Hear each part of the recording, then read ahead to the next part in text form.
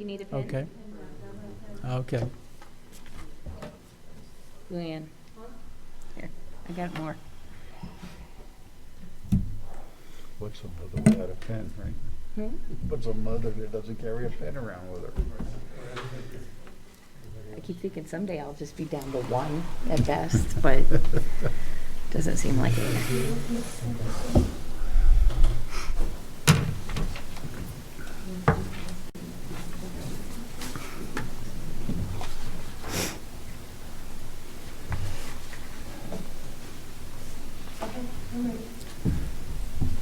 Welcome to the October 2021 meeting of the Symmes Township Board of Zoning Appeals. Please feel free to join us as we stand and take the Pledge of Allegiance. I pledge allegiance to the flag of the United States of America and to the republic for which it stands, one nation, under God, indivisible, with liberty and justice for all. Luann, would you please call the roll? Ms. Harlow? Here. Mr. Havel? Mr. Horvath? Here. Mr. Wolf? Here. Mr. Fowler? Here. We have a quorum. This meeting is being recorded for the public record and is subject to media and public access, so think twice about what you say. Our decision-making authority is limited to the guidelines in the township zoning resolution, key terms of which will be mentioned during the cases being heard this evening. Our decision on a case requires the affirmative vote of 3 members. We only have 4 here tonight. Because of that, we are offering you the opportunity that you may hope that there will be more board members to vote in your favor next meeting if we have a full board, or you'll take the chances on 3 of the 4 of us tonight voting in favor of your resolution. We are offering you the option of deferring if you think that it's a divisive issue and you may want to have a better chance with more voters in attendance. I'd also point out that our decision is not final. It is appealable to the district court. So don't think of us as being totally in charge. But we are. Think twice about that one, too. Our first item tonight is BZA 2021-05. It concerns 9348 Kemper Grove, and the appellant is Heidi Tucker.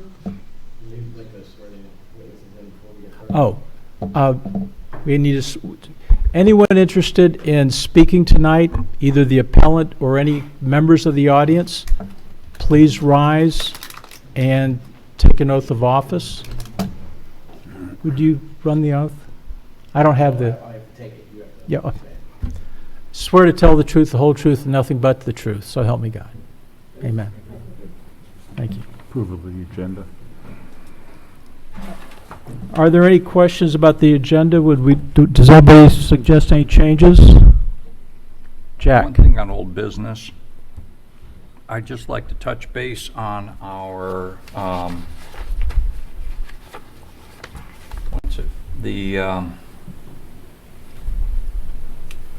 doggone it, what'd you hand me?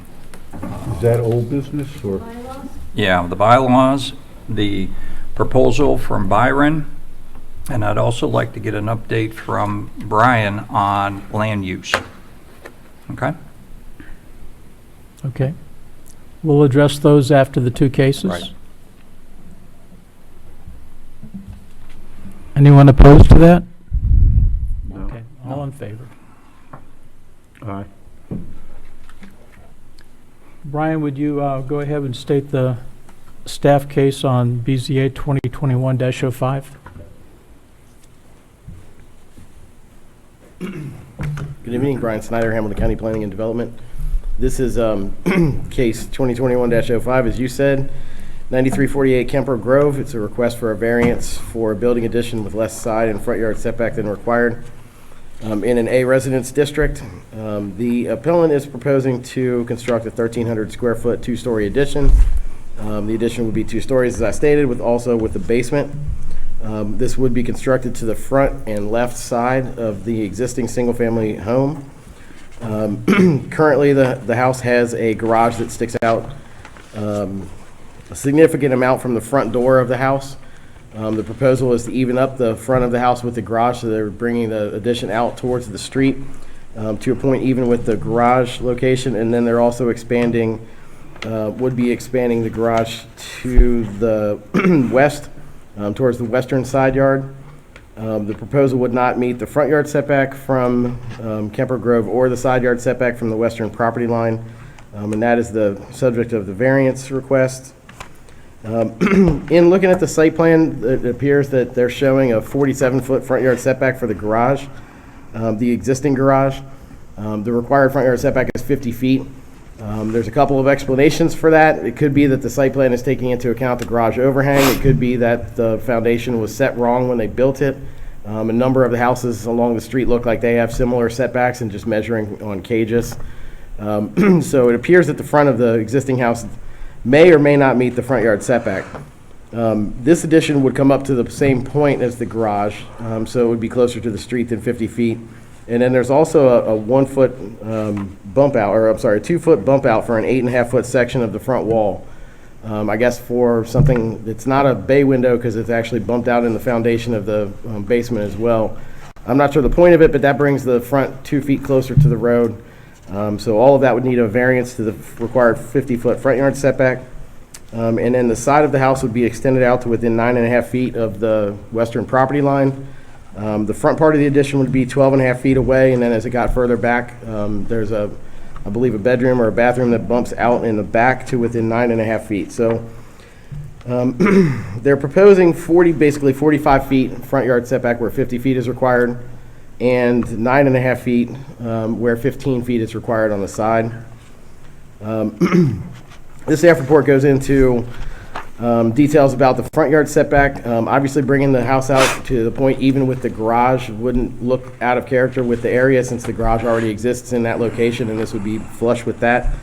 Like I said, I'm not sure the point of the 2 foot bump out. If that were removed, then it would be just a straight facade along right at the setback line, similar to all the other houses, or most of the houses on the street. And then the side yard setback being 12.5 feet at the front makes it look closer to 15 feet. It'd be harder to tell that they had a side yard setback. Plus, the staff report notes that the house on the property to the west sits further than 15 feet from the property line. I believe it sits 20 feet from the property line. So the distance between the two houses at the front, where it's 12.5 feet, where it would be 12.5 feet on this property line and 20 on the other, the distance between the houses would be over 30 feet. So that wouldn't look out of character, given that the two side yard setbacks are required to be 15 feet, and if you both met them, you would have 30 feet between houses. In the rear, it's a little bit under 30 feet, and it's closer. It's 9.5 feet. It's 3 feet closer to the western property line than at the front of the addition. The appellant can go into the reasoning why they chose to put the addition in this location. There is a central stairwell that I believe was causing some issues with the flow of the house. However, the staff report does also point out that there's a significant amount of open area to the rear of the house that would meet all the required setbacks if the addition were constructed there instead of to the front and to the side. That being said, this is a area variance based on practical difficulties, not a use variance, and not based on unnecessary hardship. The standards for practical difficulties are on page 3 of your staff report, and I'd be happy to answer any questions. Jack, do you have any questions? No, sir. Jennifer? No. Ralph? Okay, neither do I. Thank you. Thank you. The applicant, if you'd please step up. State your name, please, and address. My name is Heidi Tucker, Okay. and my address is 9348 Kemper Grove Lane. Okay. Thank you for this opportunity.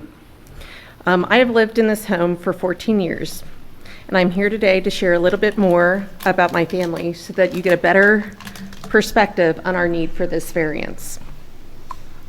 I'll start by telling you a little bit about myself, my husband, children, and mother. I've been employed at the Procter & Gamble Company for over 22 years.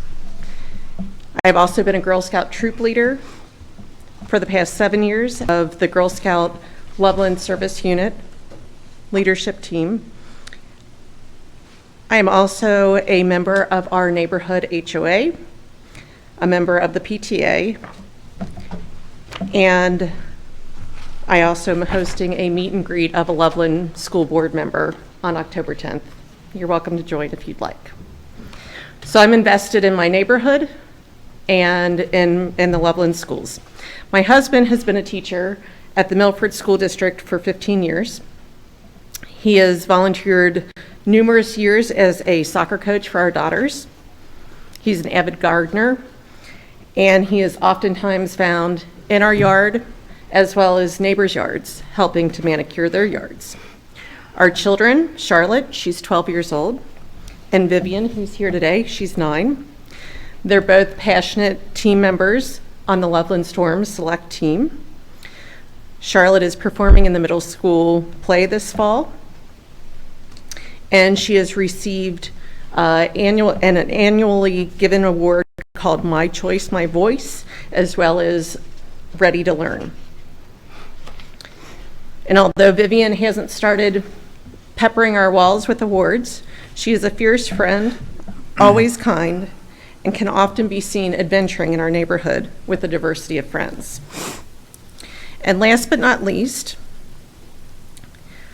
my mother, for whom she has 14 grandchildren that affectionately call her Petey, lost her husband of over 30 years unexpectedly a few days before Christmas in 2014. Shortly after that was the first time that I asked her if she would like to move in with us. She had several extremely tough years, but wanted to hold out on her independence. She found solace in her church, which she volunteers at routinely. She attends Bible study classes, book clubs, and grief counsel there. She has many friends and has an active social life in Northern Kentucky.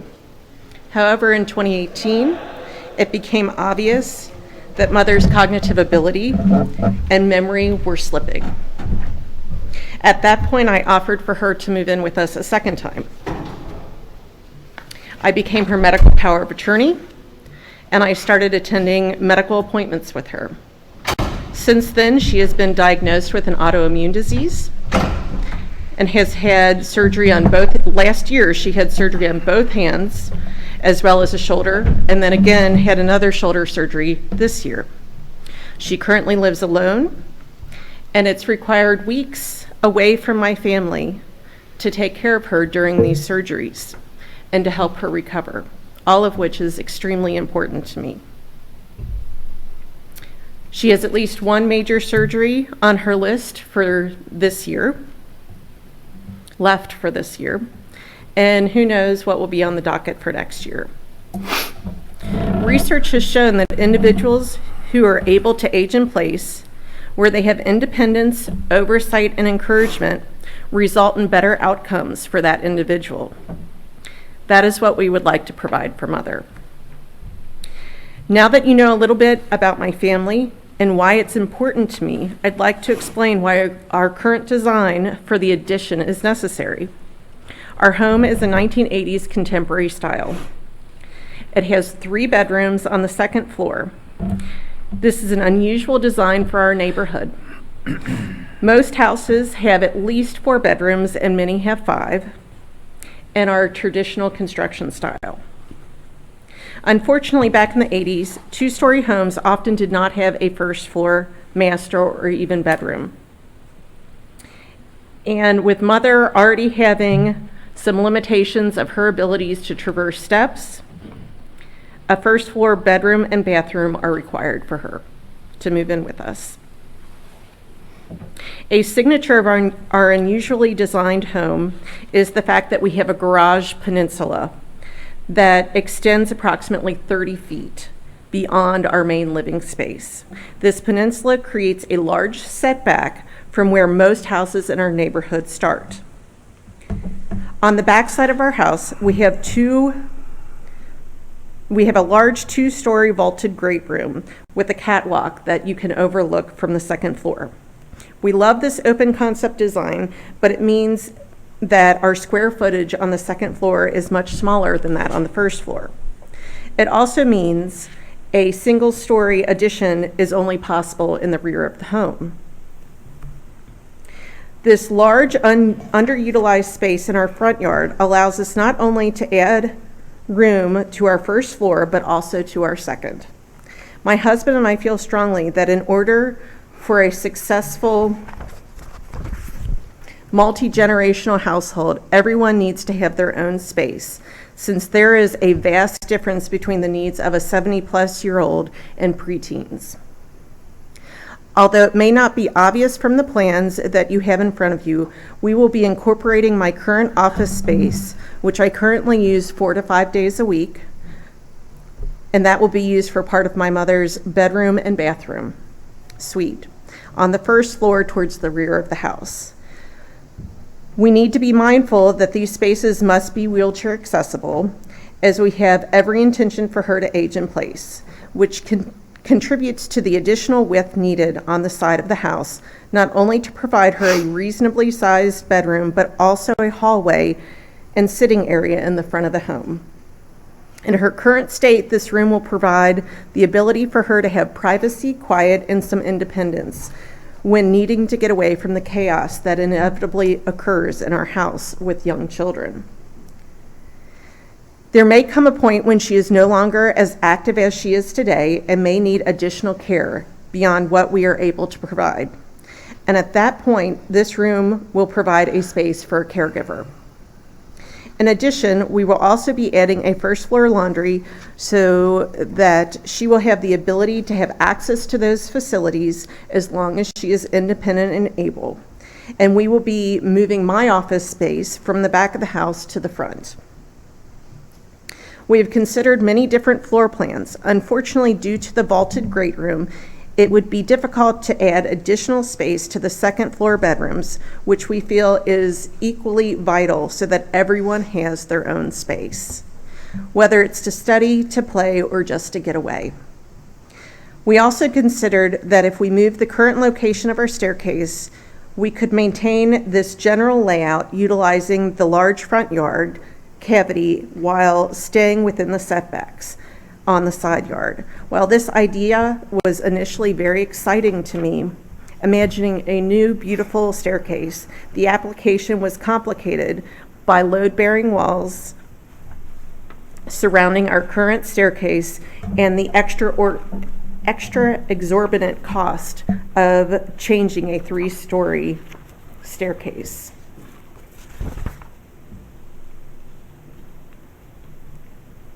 And I'm sure we could make changes just to meet the minimum, staying within the setbacks, but we want the addition to be cohesive, complementing form and function. I think most of us can say that we've seen or been in a home with an addition with an odd layout, a weird door, a completely obvious and distinct old versus new section that could have been executed better. We want to add value to our home and to our neighborhood and do it right so that it is seamless, beautiful, and functional. We have met with our neighbors. They all understand our predicament and the need to create an environment that supports the best success for having a multi-generational household.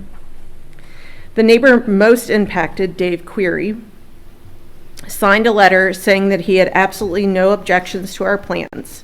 He understands the need to expand, as he did for his home twice, accommodating his growing family when his children were young. I'd like to close by saying we love our neighborhood. We moved in 14 years ago. I had no idea that this would become our forever home. We are in a neat little niche of Symmes Township within the Loveland School District. This home, for neither me, my husband, nor children, want to leave, but we feel that it's the best thing for Mother, for her to live with us and age with us. We have spent the last 10 months looking for homes and land that could accommodate our needs. But as I mentioned, this is a unique niche of Symmes Township with the Loveland School District, and we have unique housing needs. Even expanding our home search into Loveland proper, we have not been able to find anything that accommodates our whole family, which includes mother. Even after discovering we will be required to replace our code error septic system, an expense we will never really enjoy, we have concluded that our best and only option is to add on to our current home. By doing so, we not only improve our lives, but the property values of those around us, and the bonus is that we will no longer have the odd-looking 1980s contemporary that doesn't quite fit our neighborhood. Thank you. Do you have any questions for me? Jennifer? Sure. One of my questions is about this 2-foot bump out that Brian was talking about. Can you explain why that's even necessary? It's not, and actually, I didn't even talk about it in this letter because we've taken it out of the plans.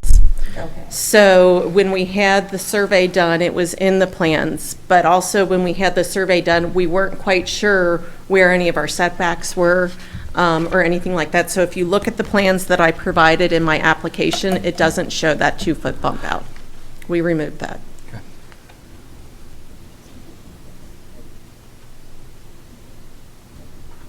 And then It's in all plans that we have. It shouldn't be.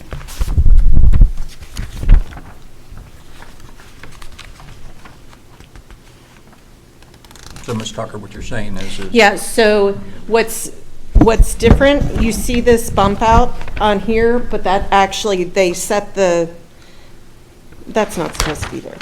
We took it out, long and short. I'm not quite sure why it still looks like it's there, but we've taken it out, and we don't plan to include it. So the front would be continuous with the garage? It would be. That's the plan.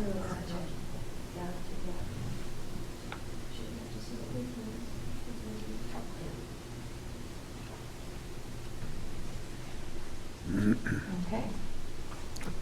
Ralph? So overall, you're only asking for side variances? Yes.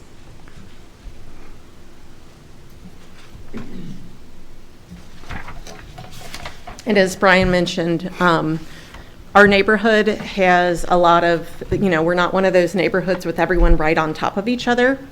And so currently, we have a lot of space between our house and Dave Query's house. It's his garage. So it actually juts out on the side of his house, so his living space is even further from that side of our house. So it's just the garage that is going to be closer, his garage that's going to be closer to our home.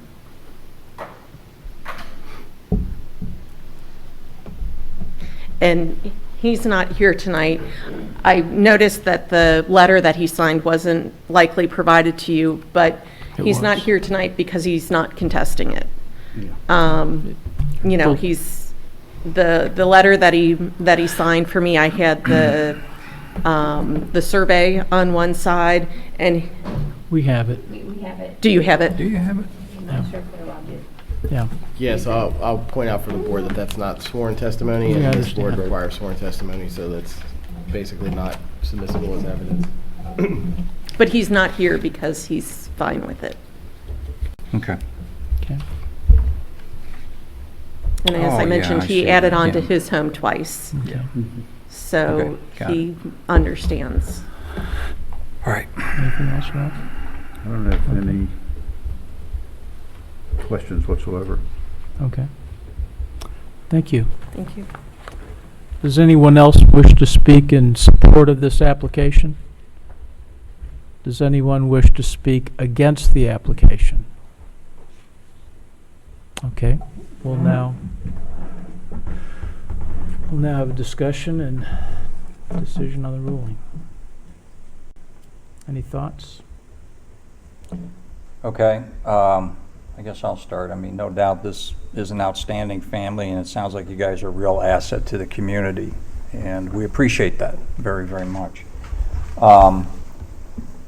our job is zoning, and we're looking at a setback requirement of 15 feet and 50.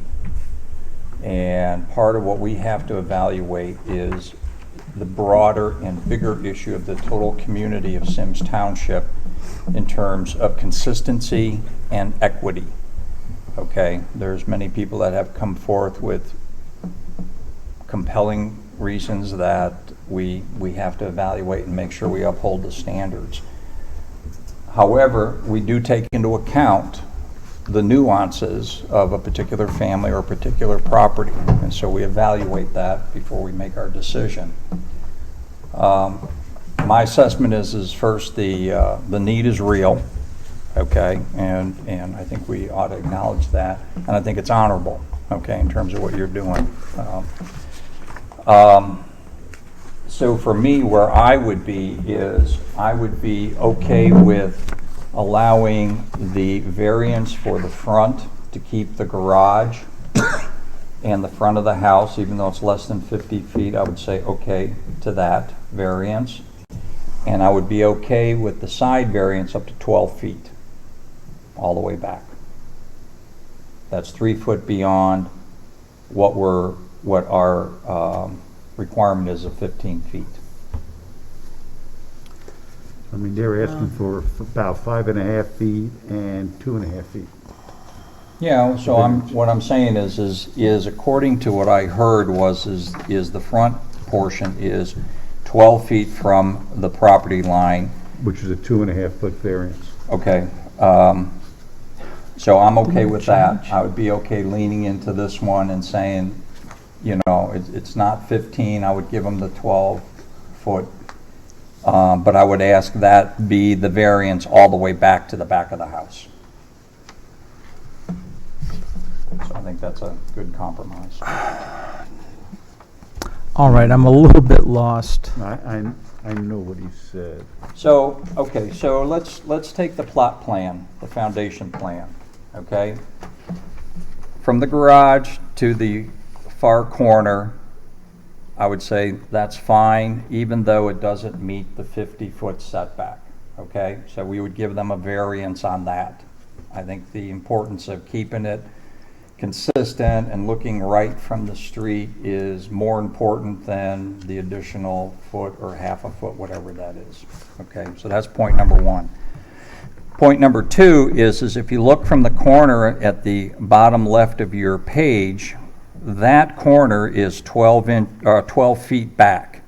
And what I would say is I would just draw a line straight back to the edge of the backyard and approve that variance. So we would give them 3 feet or 2.5 feet. Why is it 2.5 feet? I thought it was 15 feet. The No, 2.5 15 feet was a to the front. property line. It's to the setback line. Okay. So. And they're asking for 12. And no, they're asking, well, yeah, which is a 2.5 foot variance, basically. They're asking for 12, they're asking. Well, whatever the it thing is, However you do the math. Yeah, it's What a- I'm saying is I would be recommending that we approve the closest in that has the greatest setback from the easement line, so that it would be 12 feet all the way front to back versus Okay. this bump out. now saying that, they may be back in front of us, only from the architectural standpoint, because that'll shorten the depth of, or the width of the bedroom, which, Well, no, because it can't be built. well, I There's a don't know. certain size of a bedroom in width, Am I allowed to? not right now. There's a certain size of a bedroom width-wise or lengthwise, that's bare minimum. And that may be under that, so they can probably, may come back, if you give them that, just say it's only that distance, they may say, we have, because of code, we're gonna have to bump it out further. Right, but we have three options. We can say no and maintain the 15 feet. We can say yes and approve as submitted. Right. And I'm offering a compromise to say we'll make it 12 feet all the way front to back. I mean, that's my position. Okay, So, I'm just, yeah, okay. telling you what the code's gonna come back and say, and that could be an issue. And that's, for my. Right, but that, No, I ours is understand. not the code issue. Ours is the land variance. The land variance, Yeah. but I also know the next step, and I'm just bringing out what the next step could be. And, but from my standpoint, I mean, it's very honorable that they want to have their in-laws or their mother, the mother live with them, because I hope my kids would want me to live with them. Sometimes I don't think that'll happen, but I think, I mean, I'm willing to, because they've gotten rid of the front variance, the 50-foot is there only to line up with the building, and it's not their fault that the building may only be 46 feet or 48 feet set up. 46, about 48 feet, it's the way the house was built. So there's really, I didn't even think there's, would there actually be a front yard variance that we're still gonna ask for because it was built wrong? And they're just lining it up? If you're gonna grant anything, I would suggest granting the. Okay. The 1.08 foot variance. Yeah, That that's, they're that's showing what I on was, the site plan. that's Okay, what I was I'm- Make thinking. it legal. The- Make it legal so there's no Okay, issues. in but the I'm future. okay with granting them the 2.5-foot variance, and then going to that 5.5-foot variance due to the current layout of the building. Now, there may be some other options that they could do by scrunching it down possibly, but, and what we have here in front of us, you gotta look at, where are they? Right here. You gotta ask ourselves the great questions here. Can the property in question yield reasonable return or be used in a beneficial way without the variance? It's being built for, in my mind, a hardship of what they need to do. Is the variance substantially deviation from the zoning code? I don't think it's a substantial deviation. It's a deviation due to what they need to do. Will the essential character of the neighborhood be substantially altered, or will adjoining properties suffer substantial detriment as a result of the variance? I don't, in my mind, I don't think so. And Brian said that it's far enough away from the neighbor's house that it's not going to have any effect there. Will the variance adversely affect the delivery of government services such as garbage, sewer? No. Did the property owner purchase the property with the knowledge of the zoning restrictions? I cannot answer that question. I do not know. But they built it, what was it, 15 years ago or so? We didn't build it. She I said we mean, you bought it 15 years ago. Which is only You know, I can't answer, but I still can't answer that question. Can the property owner's predicament be feasibly alleviated through some method other than the variance? That's a possibility, and that could go into a redesign. Will the spirited intent behind the zoning requirements be observed and substantial justice done by granting the variance? And I agree to that there won't be any issues with it. So at this point, I don't think, in my mind, I'm willing to grant this variance. And we've done something like this in the past, variances that were probably even closer to the property line. So. Jennifer, any thoughts? Ralph just went through a lot of my list, and I tend to agree and give a lot of weight to neighborhood, and there's been plenty of other variances, and it is an interesting neighborhood, and I think it would benefit neighbors as well. So I'm for it as requested. Okay.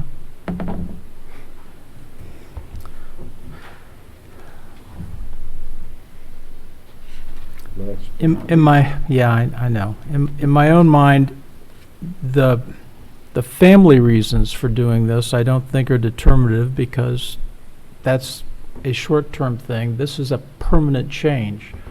And we do have the obligation of protecting the interests of the entire community and the standards of the zoning code in that respect. But I do note in the file that the distance between the two buildings, neighbor to neighbor, are, even with this requested variance, are kind of in line with what the code requires, with side lot variances between two properties. So I think there's, and we have reason to believe that there's no objection because that neighbor is not here complaining. So I don't find myself in opposition to this in any kind of technical sense. The only thing I would want to do in our resolution, if there is a resolution to pass this, is to grant the side lot variance only for the rear 21 feet. It's a building with 50-some feet of depth. I would want it to be clear it's only that 21 feet shown on the drawing, and that the front yard variance be only that distance that is flush with the garage as it is today. And that's what I'm willing to support. Any further discussion? So you're saying you're supporting the plans as submitted? Except for the front bump out. Right. Right. Excluding that, yes. Good point. Okay. Further discussion? Ready to vote? Sure. Any motion? I'll make the motion. I move that we grant the variance for BZA 2021-05 with the following variances. The front setback of the new addition to align with the existing garage, the front of the existing garage. The side yard variance of 2.5 feet. I think it's 5 feet. Well, it's 2.5 over here and 5.5 No, up 2.5 here. is the front variance. Right.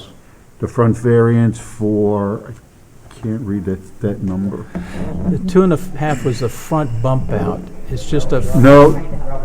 No, it's 2.5 Oh, I'm on the sorry. side Oh, it is. for, For the full length? no, I think it's 32 feet. I see. And then the remainder, 21.6 feet for that 5.5 foot variance. I see. So it's See, the plans there's a as variance. I do. I here. saw it. I It just is a didn't variance here. realize this one. Yeah, that's why I was saying, Okay. it's not it's 15 feet for the actual setback that's allowed. And the whole west side of the Side, but they're only building asking does for, violate. they're only asking for this 2.5. variance That's negligible. and this variance. Right, in okay. that distance.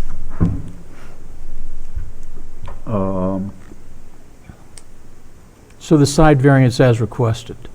Yes. Okay. Spelled out. Okay. What was that? You spelled it out, right? You want it to be spelled out in the resolution, 2.5 feet for the front. Just make sure the numbers match the plot plan, okay? Because if all of a sudden we give them 2.5 feet and the plan is really 3 feet, then we got a problem. And we're talking about, there's clearly going to be a variance for 1.08 feet front yard setback. Right. Yes, Flush with the existing garage. yeah. The variance to be flush with the existing garage. Okay. Do I hear a second? Okay. All in favor? Or do you want to call roll? Just Call the roll.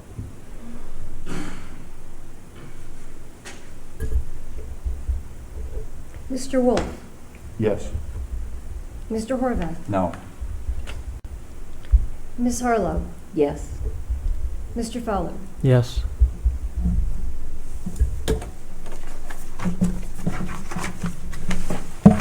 As they say, go forth and build. Okay.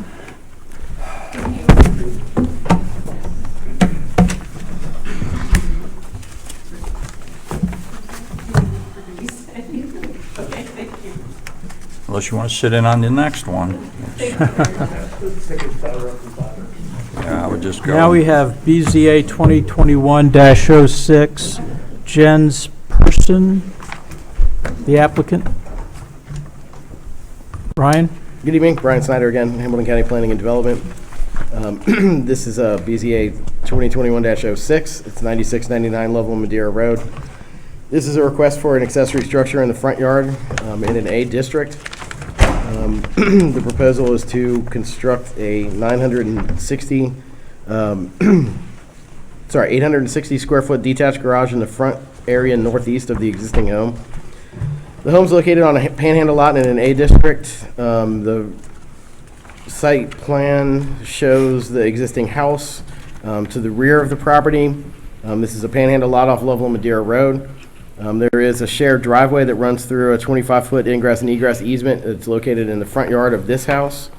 You can see that in the vicinity map aerial photo.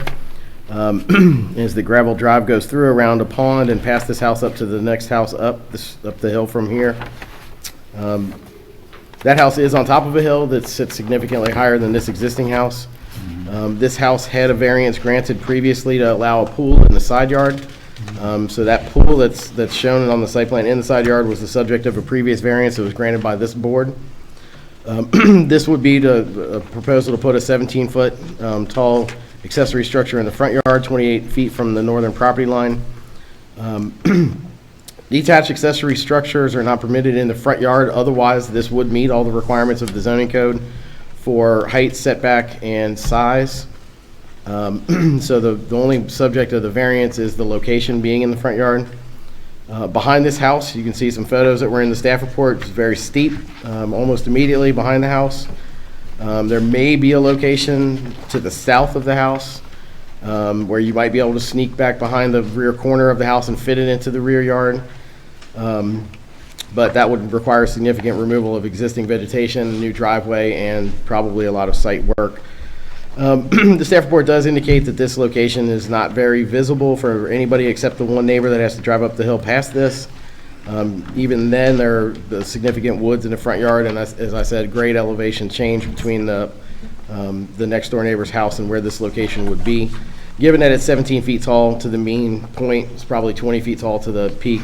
They'll probably see it, maybe even in the summer. Their deck and rear yard area of that existing house is on the other side of the house from here, so I wouldn't assume that it would affect anything that they normally do outside. So there is a location where it could go. It also could be attached to the existing house and considered part of the house, since the house has more than enough setback to make that work as an addition rather than a detached accessory garage.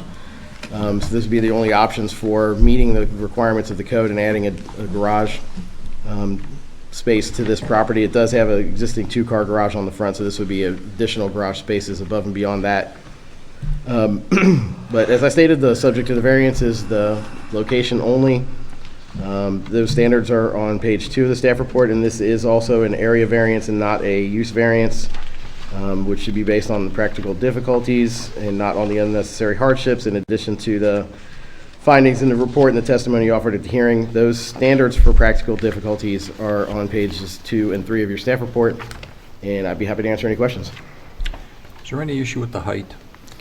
So this is a property that's over an acre. The properties that are over an acre with more than 150 feet of width are allowed to have a 2,000 square foot garage, as we discussed last 2 months. So it's allowed to have a 2,000 square foot garage, 24 feet tall, as long as it's 25 feet from the property line.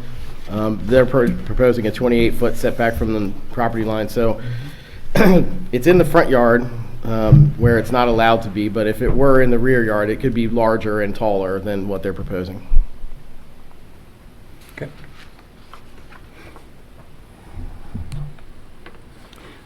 So let me just, so the real issue, the whole issue, this all boils down to is two things. No, it's really one thing, and that is that 163.5. If that was 200, we wouldn't even be here. Correct. That's right. And the distance, your estimation, you got 25 feet of the easement, and then to the property line is another, so is that 50 feet? Probably. Okay. Close. All right. Right, so the problem with this is that the access easement is on this lot.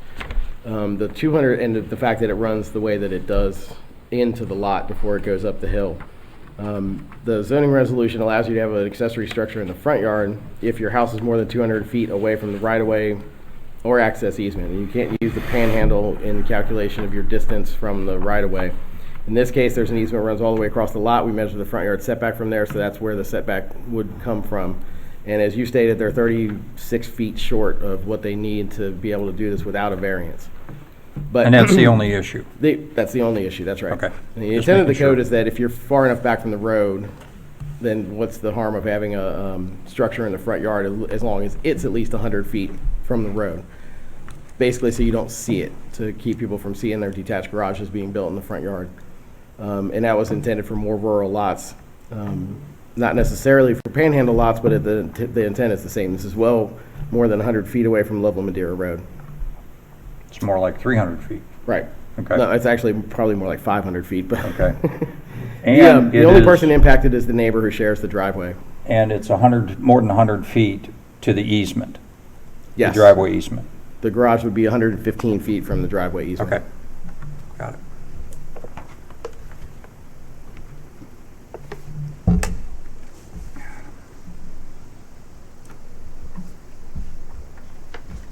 Now, Brian, accessory structures, they're wanting the garage, they have a shed, and they have the pool. Their square footage for all of that meets the guidelines? Also, as we discussed last month, there is no maximum size or number of accessory structures as long as they're accessory to the house. Subordinate in size and area, so each one of them is taken individually, though. And the pools aren't even included in that because the pools are in-ground or above-ground swimming pools. We don't generally take the square foot area of the surface water area. There's no maximum size of pool Okay. like there is for accessory structures.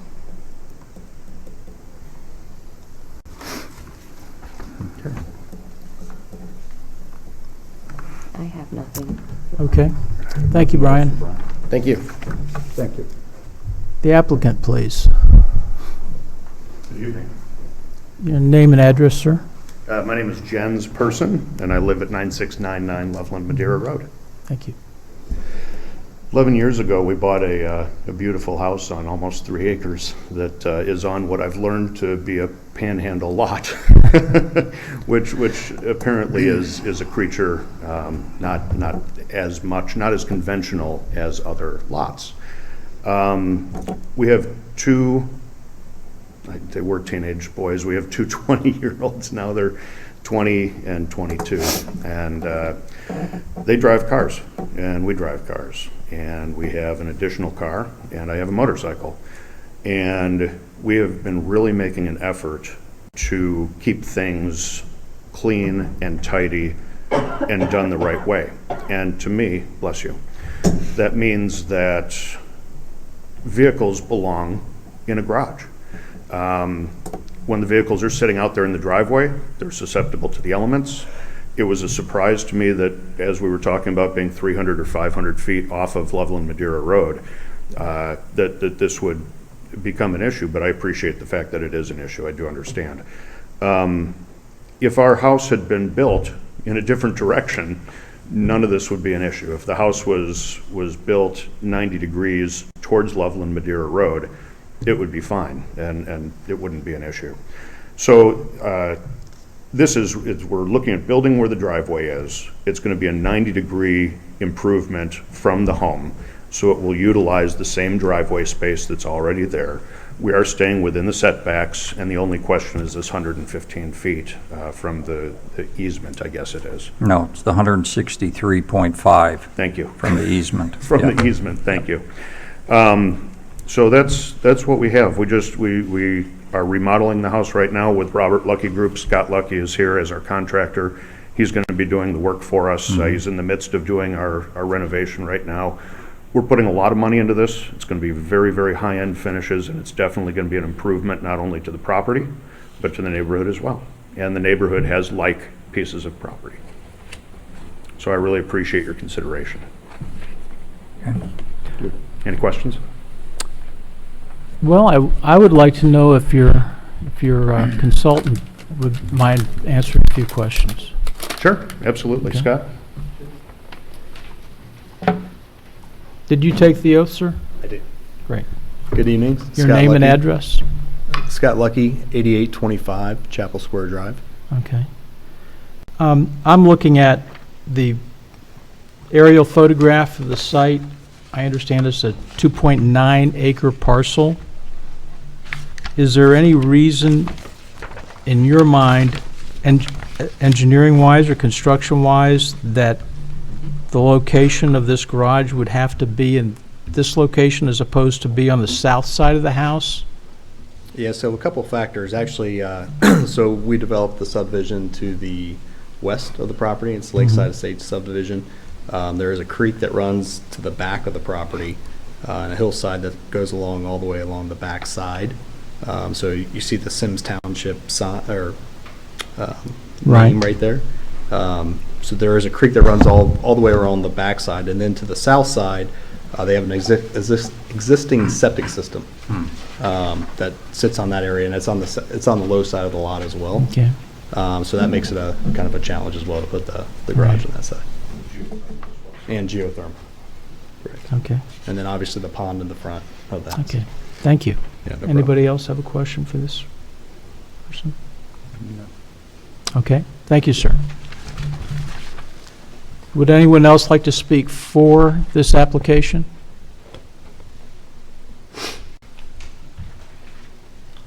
Hi, I'm Richard Schmidt. I'm at 9701 Lovell Madera. I'm the neighbor just on the adjacent property that Okay. Jens is referring to. Generally, I don't have an objection. A couple concerns I have. I'm not sure they are concerns, but things that I would want to make sure about is whether or not this variance in any way impedes us, our property, from doing similar kinds of construction activity. That portion of the lot on our lot is relatively flat and somewhat, I'll say, has a potential for development in the future. We're not planning anything, but I just don't want to impede our lot by some kind of restriction that's caused by the presence of this addition, just to make sure that that's not going to happen. Okay. The other thing I would ask, and this is more of a neighbor request kind of thing, is that there not be any, that the back of the garage not be used for storage. I don't think Jens would do it, but I can kind of envision, some unsightly things being conveniently stuck in the back of this building, but, it would be within our line of sight to do that. So I would request that we somehow that not happen, and I don't think Jens is intending to do that, but I just want to make sure. Otherwise, I don't have any objections to the building. So, Okay. Mr. Schmidt, so you use this easement to go back to your house, is that correct? Right, You the do. driveway actually sits on Jens's property. Right, So a portion of it cuts through his property and then on up our driveway. okay. Okay. All right. So, okay. Got it. I think you two have to have an agreement about storage on the back side of the garage. Neighbor to neighbor. As a Just, neighbor to neighbor Let's call it a handshake agreement. type of. We talked about it on the way in. I know, I'm just saying, because That's not ours. It's not our For responsibility. purposes of our evaluation, it's again, in my mind, an engineering type question. Is this 40-foot by 20-foot garage standard for a two-car garage? It's an oversized two-car garage. It's longer than a two-car garage, the 40 feet part? Yeah, it's going to have a two-car door. There will be some storage in it as well, which will keep things being stored behind the garage. Okay. We want to make sure that we're building something that once it's done, it's done. We're planning on being in the house in 35 years until we have to go Okay. somewhere else. We just want to make sure that getting it right the first time is what we're doing here. And I don't want to undersize it for what the needs are. Okay. Again, there's motorcycle stuff that's in the current garage that we want to add into a storage situation in the new garage. Anybody else? Okay. Okay. Thank you. Deliberation. No, anybody against it? No, I think we've already, Is anybody? is there anybody? Everybody except I think we, I'm Jen's wife. I know. did not swear in. right. Well, you never Okay. know. Right? That's We- true. We have seen stranger things, trust me. So that's why we have to ask. Okay. Okay, Deliberation. deliberations. Ralph, let's start with you. You know, this building, this garage, it is so far back, no one's gonna see this thing. Yes, it is 36 feet short from that right of way, according to Brian, but I don't think it's that 36. I'm willing to grant that variance on that 36 feet, because it's so far away and you're almost on a 3-acre lot. And that's a pretty far distance away from Loveland Madeira Road. And the neighbor behind him actually is here and does not have a problem, and he's the one that's looking at it. So, and it meets all the criteria, basically, as I read before. And if you want, I could go through them all again. No, I don't think. But it's not going to impede anything there. And the neighbor, and it will, the neighborhood, it's not going to hurt the neighborhood at all. Okay. If it was on a small lot, I may have a problem, but on the size of this acreage, I don't have a Okay. problem. Jennifer? I don't have an issue with it, given that this is the panhandle, and I feel like this kind of goes in line with the fences on the funny lots and how things are faced. It's far enough back that it's not going to be visible, so I'm good with it. Jack? I mean, when I go through the criteria here, it meets the 100-foot distance from the easement, so that's good. The location is logical because it's at the driveway. It's not someplace, in the middle of nowhere in the midst of 3 acres, so I'm okay with where it's located. It's greater than 200 feet from the property line. It's unfortunate for the Pearsons that they have a part of their property is lost to the access way, okay? But you're more than 200 feet from your property line, 500 plus feet probably from Loveland Madeira Road. The yard, based on what I've seen, my own research plus the things that were provided, you guys have a forest for a yard. Which we don't want to lose. Mr. Smith that has no objections, okay, and you guys have some things to work out. The only thing I would add to this proposal in the recommendation is that we be clear that no business gets conducted out of this facility. That's a zoning issue of its own, isn't it? It goes without saying, just based on the fact that you're not allowed to you're not allowed to conduct business on your property, so you can't run a business out of your property. Even a home occupation, you're not allowed to build an accessory structure and run your home occupation out of it. Both of those are already incorporated into the zoning code. Adding a condition to it, you can add that condition. Well, maybe it's more just alerting the homeowners, okay? That will be a problem, okay? And you say, well, Jack, do you really think we would do that? No, not necessarily. However, there are others before you that was an issue with. Seemingly building an innocuous garage. So I don't need to alter the proposal. We can submit it and recommend it as submitted, but I did want to bring that up as a topic for your information. Thank you. Totally understand. Okay. Does that make sense? Yeah. I have two misgivings. One is they already obtained a variance for the swimming pool. And this is a second variance for this property owner. And there's sort of a knee-jerk reaction of we expect you to live by the rules. And getting one variance doesn't mean you get another one. Secondarily, the garage itself, if it's oversized, I would myself prefer it to be properly sized for a two-car garage. That being said, this is a 3-acre parcel of land. You have, on the other side of the house, you have topographical issues, you have septic issues, you have a creek issue. This seems to be the only appropriate place to do this.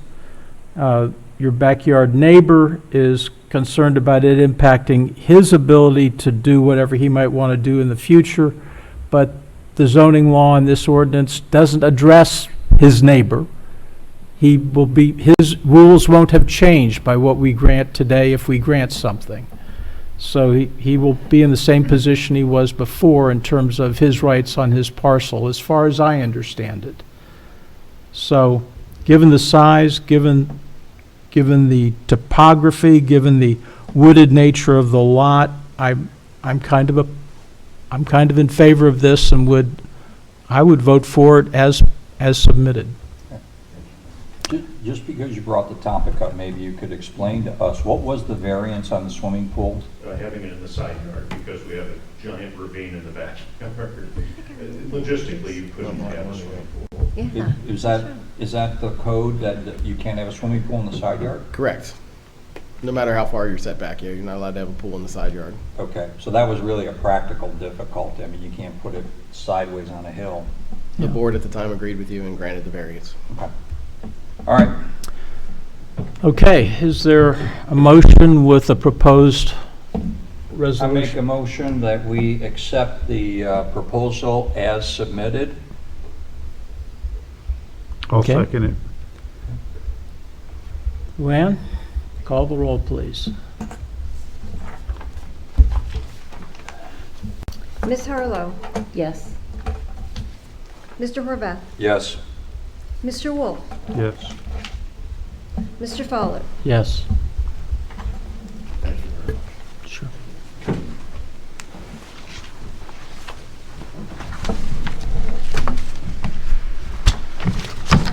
Okay. No. Thank you so much. Yep. That's just fine. I appreciate it, Brian. Have a wonderful evening. Well, I understand we're now on to old business. Yeah. I got 3 things, just if I can find mine. All right, so this was adopted in April, so we amended it, all of the, some reason I can't remember being at that meeting. That's why I brought it up, because I did not get a copy of it. I have still the copy that was edited from December of 18. But it was reviewed and accepted by the board. Okay, so we rest. There were minor edits at the time, but yes. Yep. Did I happen to be there? How quickly we forget, huh? This thing called COVID kind of really messed me up. Okay, the second thing is Mr. Fowler submitted a piece the other week, and the only revision that I thought we heard was just to move that first or the last paragraph up to the very beginning, kind of as an introductory. If we do that, I'm okay with that. I don't know what the rest Okay. of you are. Any discussion? Jennifer, did you have thoughts? I'm good. Okay. Ralph? I'm good. I'm Okay. gonna leave this up to the lawyers. Then, So I propose then it we was my accept- proposal. So I'll propose that we okay. accept it. I'd like to modify it in one respect. I'd like to add to it Whoa. a statement that in future submissions from staff on area variances, that after they list the 7 items, that they add a sentence that says, all of these factors must be considered, no one of which is determinative, and these factors are not all inclusive. That's Did you- sort of straight from the Supreme Court ruling. Did you read the revision to the preamble to the To today's factors? meeting? The staff reports for today's meeting were revised from I last didn't. meeting. Let's see. Let me see. Let me look at one of those. I'm going to look at 2105. They're both the same. Pardon? They're both the same. We're talking about right after the 7 or 8 items. Right before it. Right before. It's in the factors to be considered, right? Yep. I'm lost. I don't see it. Is it in this? Oh, that's the notice of appeal. It's going to be in the staff report, isn't it? Yeah, the back of the staff report. Here's the staff report.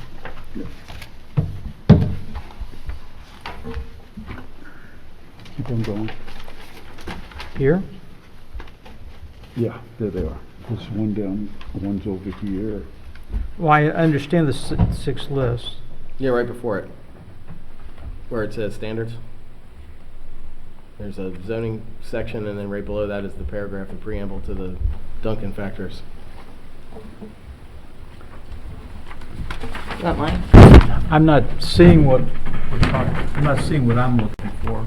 So it's Okay. really this sentence. In addition to the findings above and testimony offered at the public hearing, the following factors should be considered by the board to help determine if the area variance for the whatever Right, but- thing in the area. Yeah. What I'm suggesting is that sentence cuts short the fact that these factors are non-exclusive, that there are others, and that no single factor is decisive. I'm trying to capture exact language from the Supreme Court case. Well, that's the document that you put together is capturing that language. Yes, it Right, does. Right. I just didn't want somebody who's an applicant looking at this, because they won't have our guidelines. The only thing I'll caution you about adding stuff to the staff report like that is that the more you have, the more it can be misconstrued by people who don't understand what they're reading. Okay. Well, To me, you can make it- that's well taken. The reason that Leave a there's little bit for the lawyer. the reason that there's not a lot in there is to reflect the Is fact to that avoid. the court history may change. There may be future cases where things are expanded on. It's not from the zoning code. The zoning code doesn't say Right. that. That's why the staff report had to add those. That's why Right. every staff report has those standards in it, because those aren't in the actual zoning code. That's right, I Since they understand. came from the Supreme Court. They came from the Supreme Court ruling. And as long as they're in there, your decisions are covered. Okay, As we've seen, where we've had your decisions appealed to court and they haven't been overturned. right. So Because it's there. Okay, it's one of those, I'm not sure it's broke, kind of. What value that Okay. adds. It might All right. cause more I think he problems. just called you an engineer there. You know? It's not broke. and shut you're up trying and to be done fix with it. I've got it. Okay.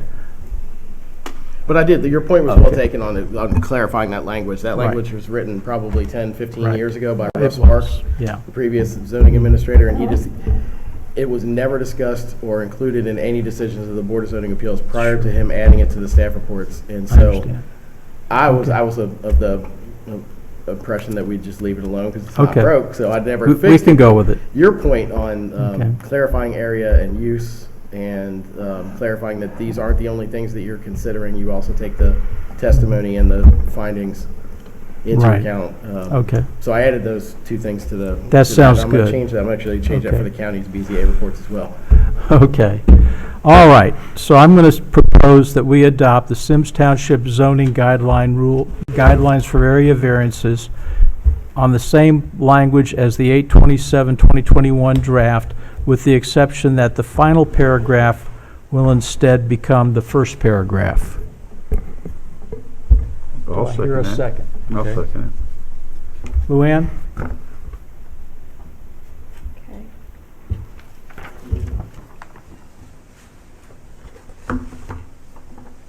Ms. Harlow?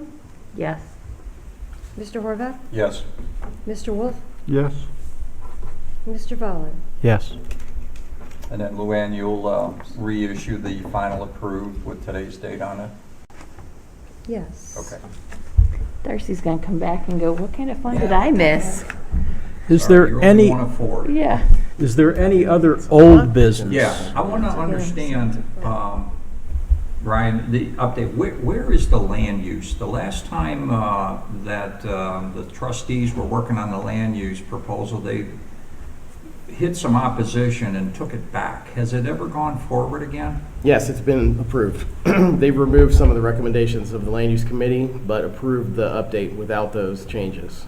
Would it be possible for us to get a copy of what that is, the final? It's on the website. Yeah. The It is. map is on the website. What they, essentially, they took out some of the recommendations for changes along Montgomery Road. The two properties on Mason, the two Right, properties on Montgomery, right. they kept them single family. Okay. And I think there were some changes to the Loveland Castle area, or, Yes. yeah. And how about Camp Dennison? Camp Dennis? I I don't remember. don't remember about that. I think they left it exactly as it was, but I think the committee recommended it stay as it was, rather than expand the retail down there. Okay.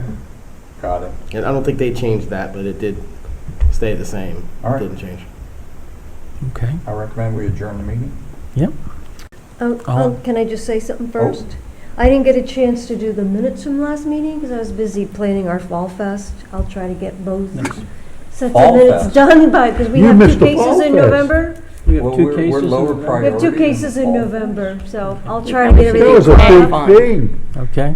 He came. I was there too. Were you there? Yeah. I didn't see you. Yeah. We weren't there very long. It was also Oh. homecoming, so. Okay. Yeah. All right. So I'll try to catch up. Okay. Motion to adjourn. All in favor? Second. All right. Second, aye. What time Aye. is it? 8:10. Can you shut it down now? Who's playing tonight?